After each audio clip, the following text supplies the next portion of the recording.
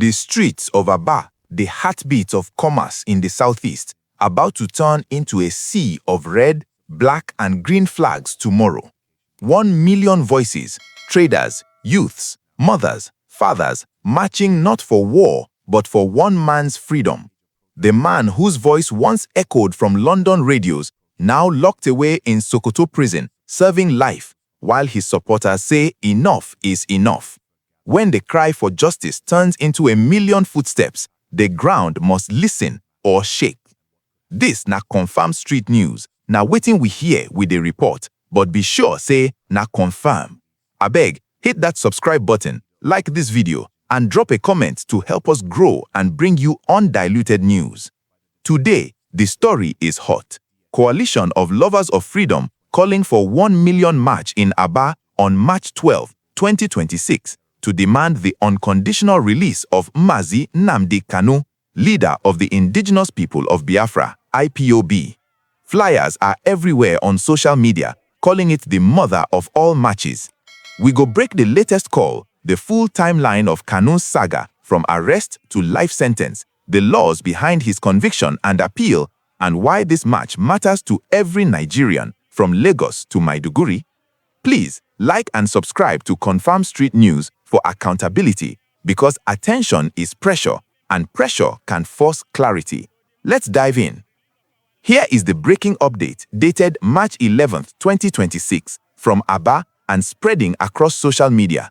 The Coalition of Lovers of Freedom, a group of pro-Biafra supporters, has publicly called for a massive peaceful 1 million march tomorrow, Thursday, March 12, 2026 in Aba, Abia State. Supporters are urged to converge and march peacefully to press for the unconditional release of Nnamdi Kanu. A viral flyer declares 1 million march for Mazi Nnamdi Kanu's freedom, Aba, 12 March 2026, describing it as the mother of all marches for mobilization on a large scale. No specific route details yet, but the focus is peaceful convergence in Aba. This comes amid ongoing agitation in the southeast, where Kanu has been in custody since his 2021 re-arrest and controversial rendition from Kenya. He was convicted November 20, 2025 on 7 terrorism-related counts and sentenced to life imprisonment by Justice James Omotosho of the Federal High Court. That alone would have quieted things, but no, the agitation has only grown, with recent calls from Southeast monarchs, lawmakers, and communities urging President Tinubu to release him or return him to Kenya. Security authorities have historically warned against pro-Biafra gatherings seen as unlawful, so eyes are on whether this march proceeds without incident. No arrests tied to the call yet, but tension is high. Now, let's go chronologically, because the sequence matters. Nnamdi Kanu, former director of Radio Biafra in London, founded IPOB to advocate for Biafran self-determination. Arrested in 2015 on treason charges, granted bail in 2017, he fled after a military raid on his home. Re-arrested in Kenya in June 2021 under controversial circumstances, Interpol later denied involvement. He was brought back to Nigeria. Trial dragged for years on charges including terrorism, treasonable felony, managing unlawful society, and incitement. Key twists: Appeal Court discharged him in 2022 on grounds of irregular rendition, but Supreme Court reinstated charges in December 2023. Trial resumed. Medical fitness confirmed in 2025. Defense opened, but judgment came November 20, 2025. Guilty on all 7 counts, life imprisonment, avoiding death penalty requested by prosecution. Kanu protested in court, ejected before ruling. He filed appeal February 2026 with 22 grounds seeking acquittal or fair trial, self-representing partly due to prison restrictions like no laptop access in Sokoto Correctional Center. Recent court mentions include adjournment requests and denied transfer from Sokoto back to Abuja. Public reactions split sharply.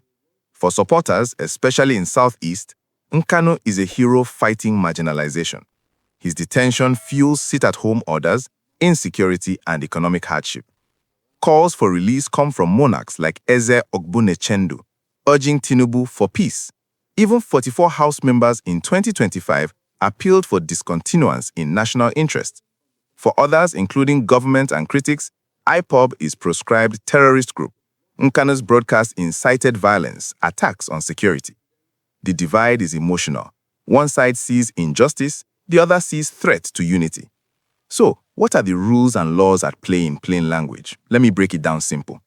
First, IPOB was proscribed as terrorist organization in 2017 under Terrorism Prevention Act. Membership, leadership, or support can lead to severe penalties. Second, Nkanu convicted on 7 counts: terrorism financing, illegal firearm possession, incitement, treasonable felony, managing unlawful society. Life sentence under Terrorism Act for leading a proscribed group and related acts. Judge tempered with mercy, rejecting death penalty. Third, appeal process. Convicted persons have 90 days to appeal. Nkanu filed timely. Court of Appeal hears grounds like unfair trial, irregular rendition, lack of fair hearing. If successful, acquittal or retrial possible. Prison conditions like device denial could form part of rights violation arguments under Constitution. Fourth, release demands. Executive can discontinue prosecution via Attorney General under Section 108 Constitution or pardon via Council of State, but government maintains judicial process must run. Parallel, agitation versus security warnings, peaceful assembly protected by Constitution, but if deemed threat, can be restricted. These processes show why marchers feel urgency. Legal routes slow while detention continues. My people, here is the rhyme for the middle of this story. From London mic to Sokoto cell, one voice they ring like prison bell. Million feet for Abba Street tomorrow. Freedom call or trouble swallow. Justice blind but people see. Release demand, set spirit free. Deep Abi?